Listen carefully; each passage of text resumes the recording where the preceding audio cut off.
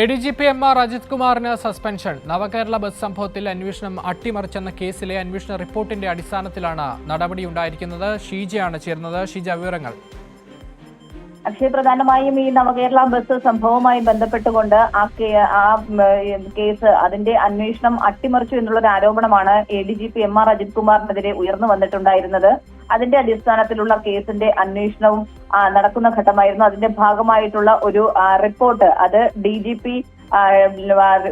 തയ്യാറാക്കിയ റിപ്പോർട്ട് അത് നിലവിലിപ്പോൾ ആഭ്യന്തര വകുപ്പ് മന്ത്രിക്ക് കൈമാറുകയായിരുന്നു. ആ റിപ്പോർട്ടിലെ ശുപാർശ മുഖ്യമന്ത്രിക്ക് മുന്നിലേക്കും ആഭ്യന്തരമന്ത്രി നൽകി. മുഖ്യമന്ത്രിയുടെ അംഗീകാരത്തോടു കൂടിയാണ് ഇപ്പോൾ ADGP MR അജിത് കുമാറിനെ സർവീസിൽ നിന്ന് സസ്പെൻഡ് ചെയ്യുന്നതിന് വേണ്ടി തീരുമാനിച്ചിരിക്കുന്നത്. ഇത് സംബന്ധിച്ചുള്ള ഉത്തരവും ഉടൻ തന്നെ ആഭ്യന്തര വകുപ്പ് പുറത്തിറക്കുന്നതായിരിക്കും.